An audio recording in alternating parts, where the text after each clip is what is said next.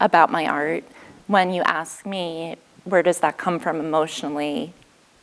The first thing that came to me was it comes from a desire to show my ability to be resourceful and be creative with my goodness given what I happen to have, pretty much, what materials happen to be laying around. And also, I think I see a desire for nostalgia and I don't want to say hunger, but a longing, kind of a dim longing.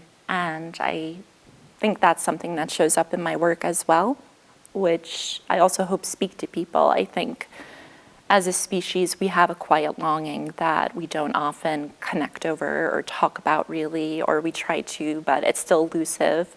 When you're unable to in the moment to talk about something, for example, that you need to in terms of grief or sadness or longing, as I mentioned, you don't have to get frustrated. You could create art, whatever art is to you. I'm creating art to help people feel expansive in their consciousness and also their ideas.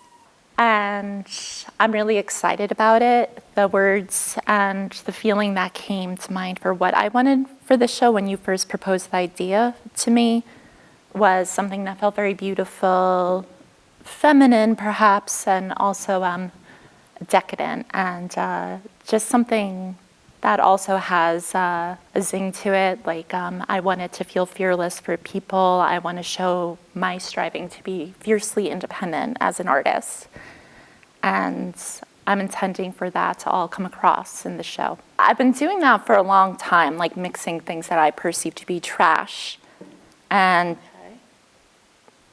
repurposing it, reclaiming it into something new. There's power in everything. And if it's something that still exists, it still has potential to change and become a transformative media for the artist or for the viewer as well. I remember I started getting into hot glue guns and creating assemblage pieces using a hot glue gun about 15 years ago, even though my art has changed a lot since then.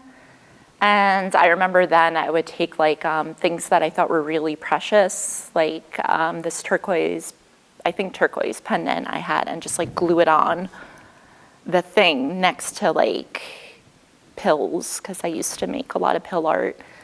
And I love that idea of evoking new kinds of thinking in that way, where something that I create can make someone stop and kind of linger, maybe throw them off a little bit, and just create new space for creativity and flexibility within the viewers. The regeneration especially is a huge theme word in my language that I look up to. And another word that comes up a lot is rejoice, and just going back to nature, but not being in your face with it, making something 100% natural based. Not that there's anything wrong with that, but I like the idea of finding harmony in nature, as in the trees, the rivers, the beautiful night sky,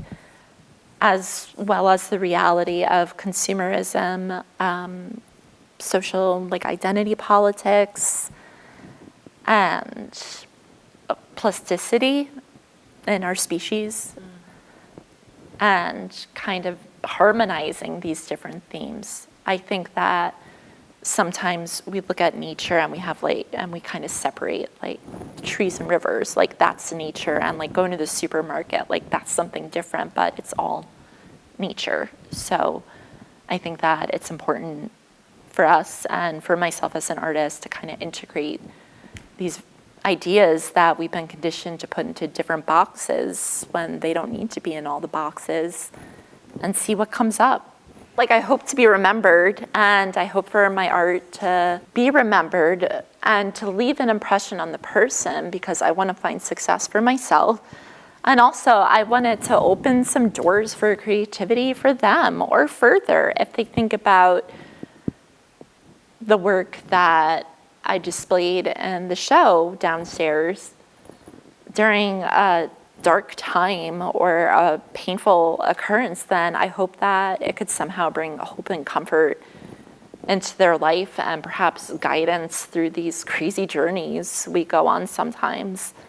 I know all about that from my personal experience, so maybe someone could see that resilience, I guess, in my art and feel like they can have it too when they need it.